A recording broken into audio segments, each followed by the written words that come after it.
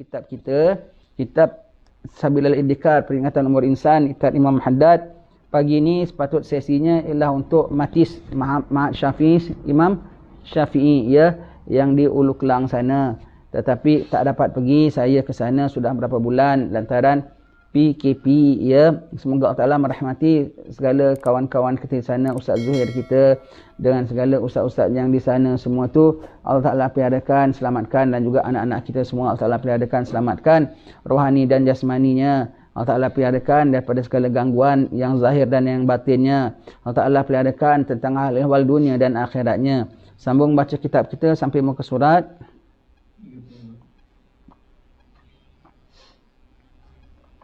sampai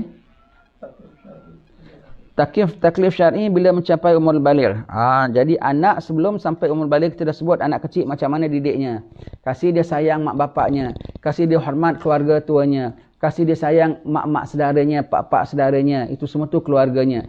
Mula bencikan dia tentang syiar kufar. Mula bencikan dia, jangan pengaruhkan dia tentang perkara-perkara dunia. Bawa anak kita pergi shopping center, belikan anak kita barang-barang mahal, belikan anak kita, introduce dengan anak kita barang-barang keduniaan. Dia tak tahu, itu namanya kau Yahudikan dia. Introducekan anak kita dengan segala hiburan-hiburan, itu namanya kau menasranikan dia. Introducekan anak-anak kita dengan perkara-perkara khurafat, semua itu kau memajusikan dia. Kalau dah tercorak adalah Yahudi ataupun Majusi ataupun Nasrani, tak bolehlah corak Islam lagi. Kalau dicorak Islam belakang hari pun belang coraknya, tak nampak nyata, clear coraknya ya, anak-anak kita.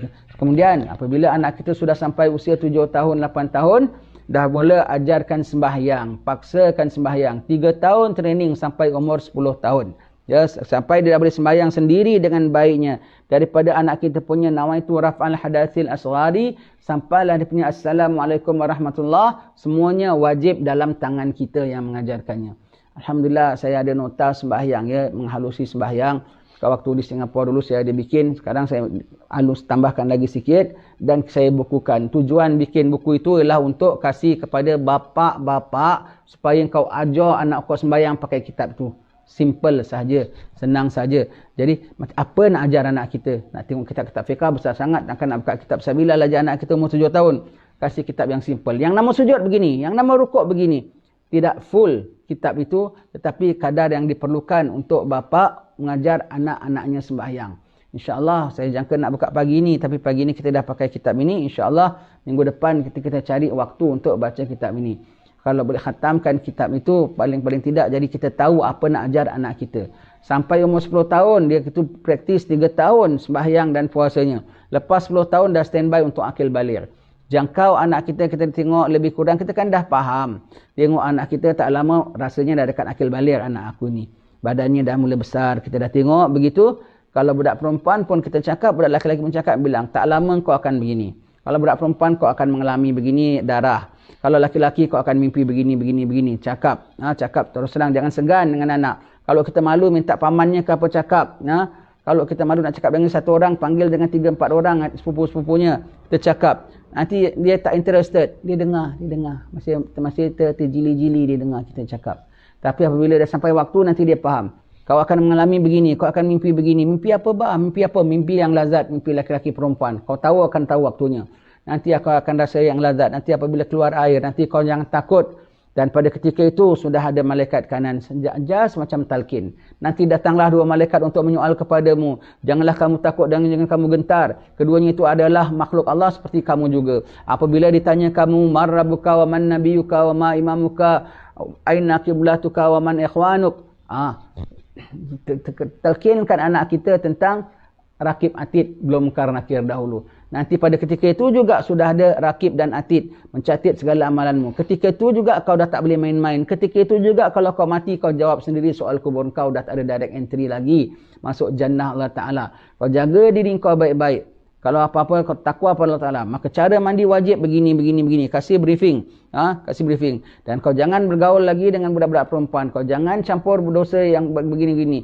Cakap mulut tak boleh jaga sembarang. Mata tak boleh cakap sembarang. Semuanya kena jaga anak kita. Semua jaga briefing dia.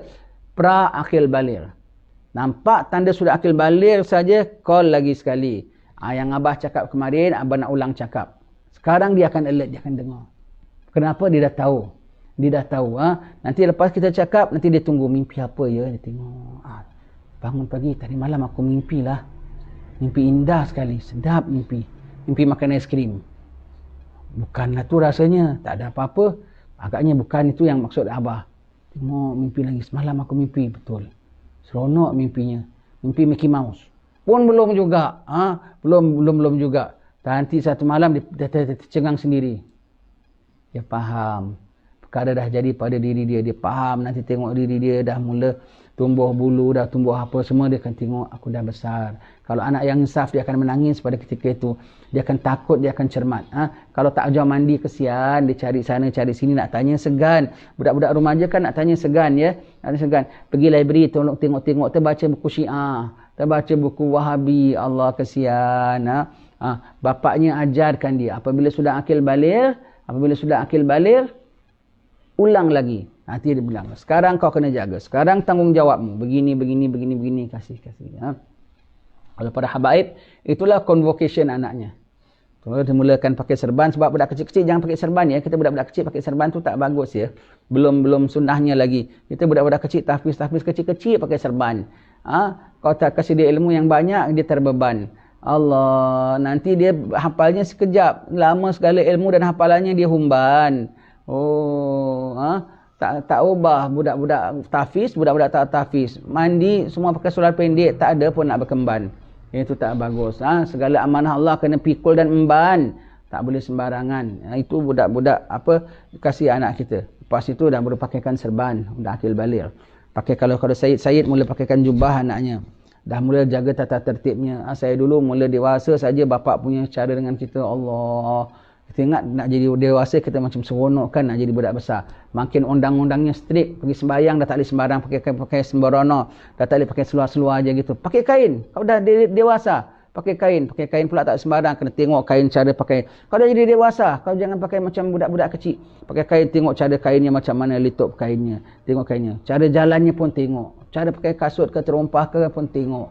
Baju pun tengok masuk dalam majlis. Kau dah dewasa. Pakai baju biar yang genah masuk dalam majlis. Arwah bapak dulu punya cara.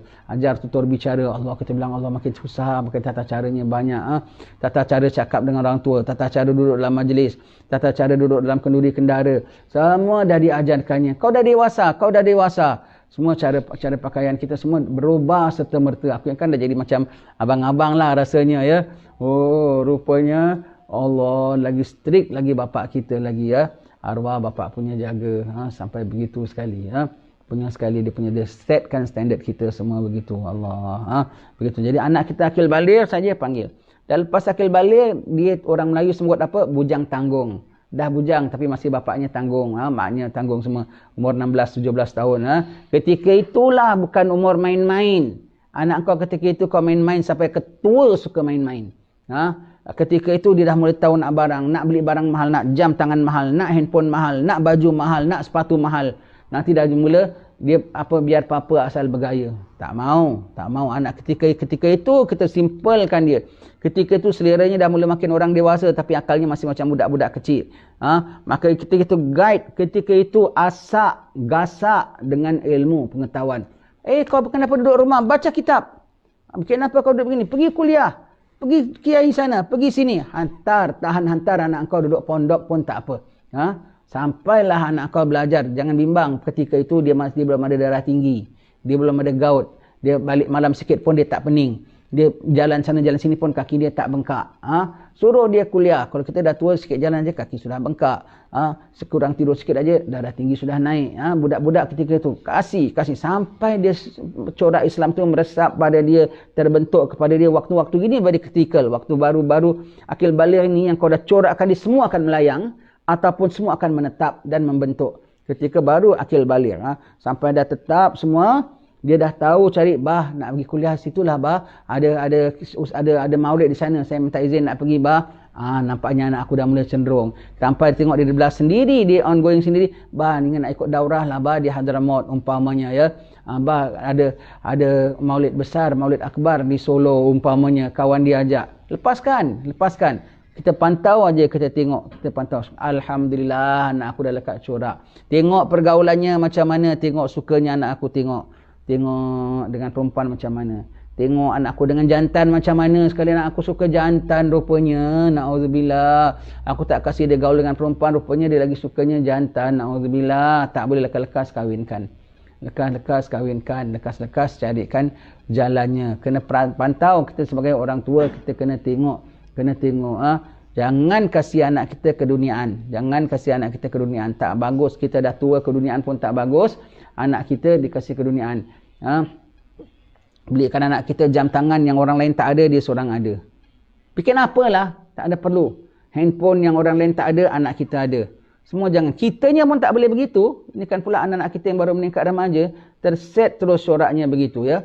Kitanya pun tak boleh begitu. Mengada-ngada pakai jam mesti nak yang paling handal, pakai jam tangan mesti nak paling hebat. Nanti sampai itu baru masih kecil, baru jam tangan, baru belt. Nanti dah besar, kereta pun tak boleh nak sembarangan. Rumah pun tak boleh sembarangan. Mesti nak high class, first class. Orangnya sendiri low class, no class.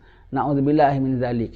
Tak guna dengan barangan-barangan dunia. Semua tu tipu daya. Jagakan baik anak-anak kita. Biar sederhana. Apa orang lain anak pakai, itulah anak kita pakai. Walau kita tokek, hilang keripik sekalipun. Anak kita pakai sebagaimana orang lain pakai. Kalau kita bertepat tokek kilang keripik dah kira besar lah ya.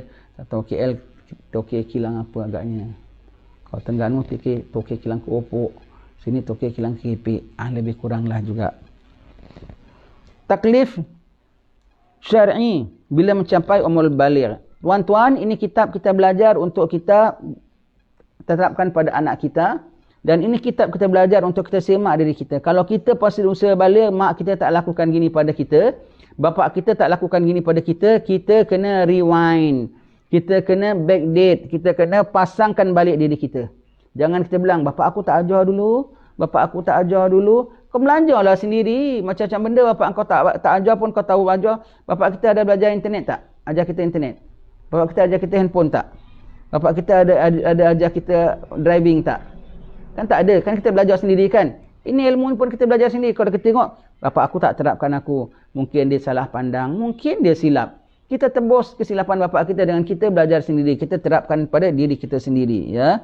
Apabila si anak sudah mencapai umur baligh, sedang akalnya sempurna, cacat lain cerita. Kadang anaknya tak cacat, bapaknya yang cacat. Cacat akhlaknya.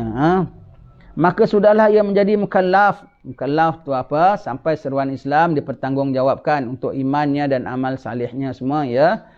Ketika itu segala kewajipan agama tertuju kepadanya, iaitu apa? Sudah menjadi kewajipannya, tak boleh tinggal lagi. Dia dituntut oleh Allah Ta'ala untuk mematuhi perintah dan menjauhi larangan. Suruh dan tegah. Ajarnya bila? Daripada umur 7 sampai 10 tahun. Lepas 10 tahun pantau, ready, anytime anak aku sudah boleh akil baligh. Masuk akil baligh saja sudah mula taklif. Mengingatkan tentang janji-janji Allah dan ancaman-ancamannya tentang balasan pahala dan penyiksaan atas dosa. Kedua malaikat kiraman katibin pun diperintahkan oleh Tuhan untuk mencatat baginya segala kebajikan dan kejahatan yang dilakukannya. Jadi anak kita akil baligh saja, kita jadikan dia macam masuk dalam kubur. Kita talkinkan dia tentang mungkar nakir. Akil baligh kita talkinkan dia tentang rakib atid. Ya. Dia clear tentang rakib atid. Clearlah dia mungkar dan nakir. Clear dia mungkar nakir. Clear dah dia malik dan ridwan. Begitu ya. Semua ada partnernya. Tahap demi tahap. Tahap demi tahap. Ya. Kedua malaikat kiraman katibin pun diperintahkan oleh Tuhan untuk mencatat baginya segala kebaikan dan kejahatan yang dilakukannya. Kiraman katibin. Yang kanan namanya? Bukan kiraman. Yang orang bilang, malaikat kanan tu rakib pun dia, kiraman pun dia. Yang kiri katibin pun dia. Bukan satu katibin, satu kiraman namanya. Kiraman katibin yang mulia lagi menulis. Yang mulia lagi menulis. Dua-dua kiraman. Ini kiraman katibin, ini pun kiraman katibin. Ini namanya rakib, ini namanya atid. Ini supervisor. Ini kena lapor kepada supervisor. Apa kita buat baik, dia tulis. Allah Ta'ala suruh tulis 10, dia 10. 100, 100. 700, 700. Tak ada pahala, tak ada pahala. Yang sebelah sini, kalau kita buat satu celah, dia tak boleh tulis. Dia kena report. Rakib, aku tulis.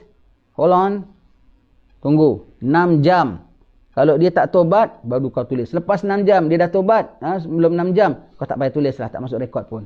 Sebab begitu murahnya Allah Ta'ala. Ya, Raqib dan Atid. Ya. Kena pesankan anak kita.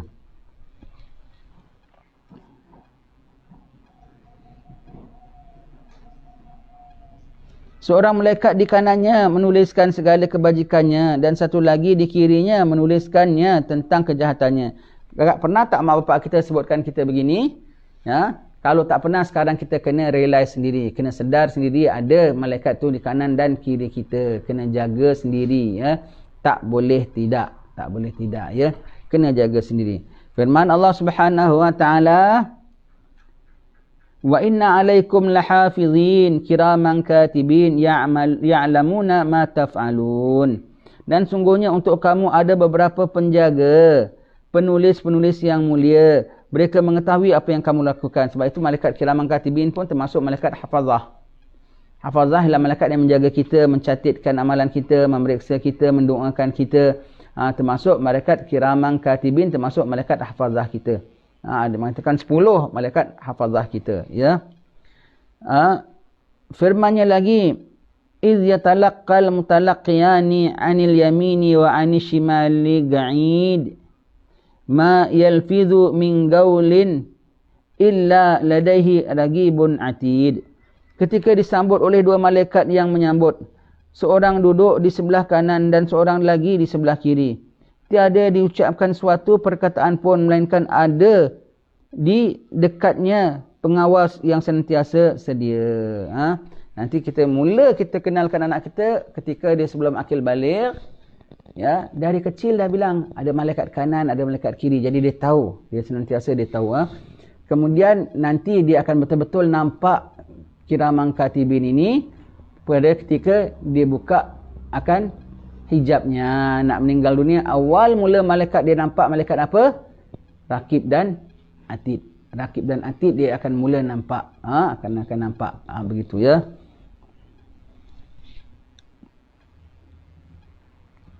Kedua malaikat itu telah diperintah oleh Allah Ta'ala untuk menyimpan semua rekod perkataan dan perbuatannya dari kebaikan dan kejahatan sepanjang mana hidupnya, hinggalah ia meninggal dunia. Kemudian kedua malaikat itu akan hadir bersamanya di hari kiamat di hadapan pengadilan Allah Ta'ala. Lalu keduanya berdiri menjadi saksi baginya ataupun atasnya. Sesuai dengan firman Allah Ta'ala. Waja'at kullu nafsim ma'aha sa'ikun wa syahid. Dan setiap diri akan tampil dan bersamanya ada penyerit dan penyaksi. Ya. Penyerit dan penyaksi. Ya. Yang menyerit dia ataupun saksi atas dia atau saksi baginya malaikat kiraman katibin. Mula introduce anak kita bila kiraman katibin dari kecil ketika kita ajar dia tauhid. Allah wujud, qidam, baqa, kemudian sifat-sifat malaikat, kemudian sifat-sifat para nabi. Semua kita dah sebut sama dia. Nak sebelum akil baligh kita ingatkan dia lagi. Akil baligh saja ingatkan dia lagi. Kemudian kita nak sakaratul maut kita akan nampak dia. Nanti yaumil akhir kita nampak dia lagi. Dia datang nak kira bicara. Jadi saksi bagi Allah Subhanahu Wa Ta'ala. Ya. Baik, itu semua untuk anak-anak kita. Ya, untuk anak kita kena jaga mereka sekali-sekali ya. Jadi kena pesankan baru akil baligh, kena pesankan perkara-perkara kerohanian, perkara-perkara ketakwaan, perkara-perkara keimanan. Tak boleh kita diamkan saja anak kita begitu ya. Tugas ibu bapa dan para wali terhadap anak-anak yang baligh. Baik, wali tu siapa? Yang jaga anak yatim, tak ada anak yatim, termasuk wali ni adalah sultan dan segala pegawai-pegawainya yang menjaga hal ehwal masyarakat, khususnya anak-anak yang terbiar. Anak-anak gelandangan itu semua tanggungjawab budak tu sembahyang ke tidak, puasa ke tidak. Kena jaga budak tu safnya rapat ke tidak.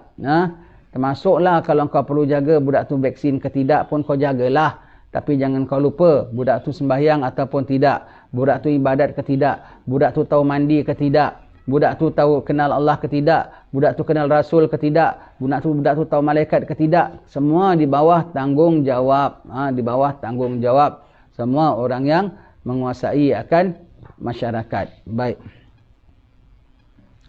Apabila seorang anak telah mencapai umur baligh, maka bapa atau wali harus mengingatkannya semula mengenai ilmu-ilmu yang berkaitan dengan iman, perintah dan larangan. Jika sebelumnya memang sudah pun diajarkan kepadanya.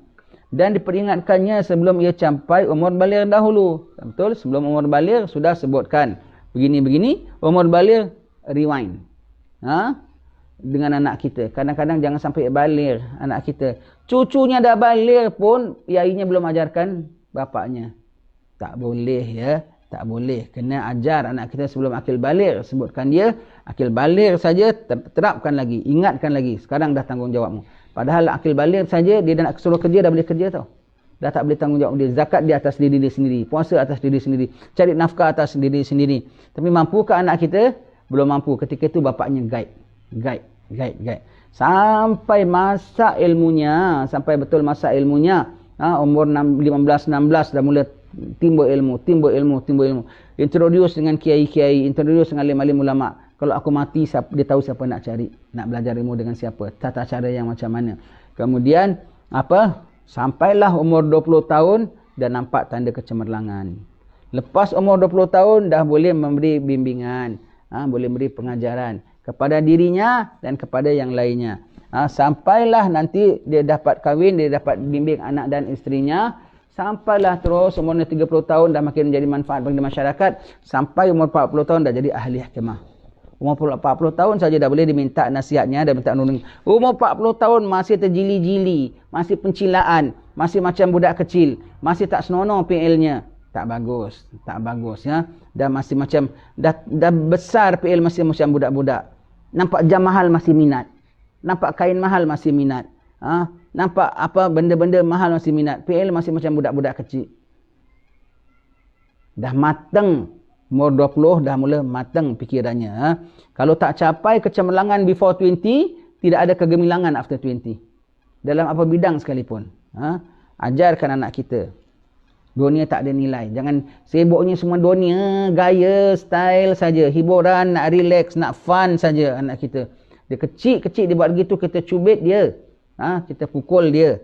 Kalau dah besar buat begitu, sayang. Melekat nanti sampai ke tua. Pada umur 15-16 itulah kita betul-betul isikan penuh-penuh. Ya. Sebab umur sesudah baligh ini adalah berlainan hal dan keadaannya dengan sebelumnya. Dan dalam masa umur ini kerap seorang anak mempunyai kecenderungan yang tersendiri. Meskipun seorang anak yang sudah baligh itu telah menjadi mukallaf dan bertanggungjawab sendiri terhadap perintah Allah dan larangannya. Namun ia tetap amat perlu kepada banyak galakan, ingatan dan pengenalan tentang kewajipan-kewajipan yang tersebut. Dan segala sesuatu yang berlaku padanya dari perkara-perkara yang sudah tertuju kewajipannya ke atas anak yang sudah baligh itu. Seperti menunaikan sembahyang 5 waktu, puasa pada bulan Ramadan seumpamanya. Juga tentang menjauhkan diri dari perkara-perkara yang haram, umpamanya zina, liwat, minum arak, makan harta benda orang secara batil seperti riba, ghasab iaitu rampas, khianat dan sebagainya. Semua kena dah sebut tentang anak kita. Pada usia sekian ini kita lebih terapkan, lebih perincikan lagi. Kena sebut lagi zina. Semua tu kena sebut. Na'udzubillah, kalau pada muslim-muslim gini, dia dengan kawan-kawannya jangan kasih close sangat budak-budak jantan biar ada tertib pun. Kalau dia kawan-kawan semua, dia share dengan kawan. Kadang-kadang perkara-perkara intim-intim gini pun dia tak malu-malu bincang dengan kawan. Nanti dia try sesama dia semuanya begitu. Jangan ya. Jangan pesan sama anak kita haram, halal. Ya. Biar anak kita jadi seperti orang bilang seperti katak bawah tempurung pun tak apa. Jadi macam dosa masuk kampung pun tak apa. Asalkan jangan dia pandai tapi pandai maksiat dan pandai bodoh.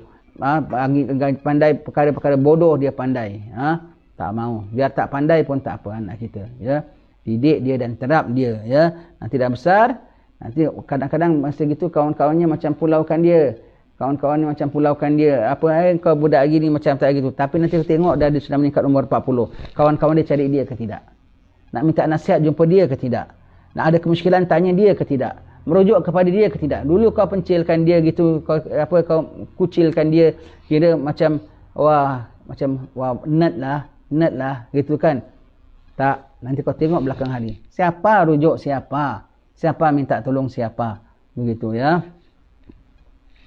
Semua dah sebut anak kita usia gini ya. Sembahyang, puasa semua dah sebut daripada kecil. Tentang yang lebih-lebih lagi, dewasa kita sebut. Amal, jangan isi itu. Kalau mula zikir, dah mula kau jangan tinggal zikir ini sekian ratus setiap hari. Kau jangan tinggal begini, kau jangan tinggal begini. Dah mula terapkan anak-anak kita semua, ya.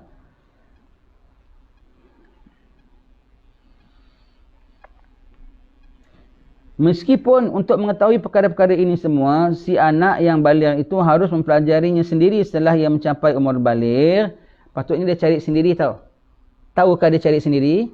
Bolehkah dia belajar sendiri? Ketika inilah segala serigala, musang-musang Wahabi dan Syiah perangkap budak-budak. Dia masuk, tahu budak-budak ni belum ada pegangan kan? Masuk. Tengok anak kita belajar dengan siapa. Kita yang hantar dia belajar mana dahulu. Setkan dia. Dia tahu, tengok bagaimana ikut nak belajar, kita tengok dia ikut belajar mana. Jangan sembarang selagi selagan kita beri. Saya suka kawan-kawan yang ikut belajar dengan kita, budak-budak muda, yang ada bapaknya curiga. Kalau aku dengar bapaknya curiga, aku suka. Kadang kita biarkan. Kita tengok bapak dia cek. Bagus, maknanya bapaknya tak sembarangan anaknya campur gaul dengan orang. Tapi kalau dia tengok anak dia betul jalannya semua, dia suka, alhamdulillah. Kalau bapak yang diamkan saja tu, nasib baik anak kau selamat. Kalaulah anak kau tetap belajar, dengan menggali pun kau tak tahu. Allah, susah, ya. Kalau ia masih belum mempelajarinya sebelum itu, namun bapa atau wali boleh memainkan peranan masing-masing untuk mengenalkannya dan menggalakkannya untuk mempelajari semua itu. Kalau perkara yang detail-detail belum pelajari ketika akil baligh, patut dia cari sendiri tau. Dia dah akil baligh, dia wajib cari sendiri ilmu, ya. Tapi bapa dan mak guide dia. Mak guide dia perkara-perkara ini, ya. Kemudian mengamalkannya setelah dipelajarinya, bukan setakat mengetahui saja. Kau pakai toilet tak pakai tudung kepala? Kau masuk toilet kaki mana kau masuk? Umpamanya, ya. Kau makan saja begitu saja. Baca begini. Kau sembahyang kau tengok tak ada qabliyah ba'diyah. Duha kau ada buat? Dah mula tanya sama anak kita, ya. Jangan tengok dah gaji orang periksa sekolah, ulang kaji orang periksa, ulang kaji periksa, itu aja. Tentang anak kau punya amal kau tak ada periksa. Hari-hari anak kau fail dan gagal. Kau tak tahu, ha? Anak kita pula. Kita pun kadang-kadang fail gagal. Kita kena terapkan. Nanti kita dapat terapkan dengan anak kita, ya. Semua ini dapat disampaikan oleh bapa atau wali dengan sentiasa memperingatkan anak itu dan memperbanyakkan nasihat kepadanya. That's why kalau masih kecil kita jadi bapa kepadanya. Dah umur gini kita jadi friend dengan dia. Duduk, bincang, kerap selalu sama dengan dia. Jadi dia nak tanya, boleh tanya bab sembahyang, bab apa semua. Jadi friend dengan dia. Baca kitab dengan dia sama. Paling tidak mesti ada sesi paling tidak 2-3 kali satu minggu untuk baca dengan anak kita. Baca kitab, baca ilmu dengan kita. Jadi bapaknya mesti ada pengisian. Bapaknya tak boleh kosong-kosongan. Habis kalau kosong macam mana? Ya jangan kahwin. Kahwin kan umur dah 20-an. Umur 20-an kan ilmu dah masuk. Ilmu belum masuk dah nak kahwin. Umurnya dah layak kahwin, tapi ilmunya belum layak kahwin. Kahwin jugalah pasal umurnya dah besar. Tetapi tak tahu nak bimbing ahli keluarganya. Pincang nantinya.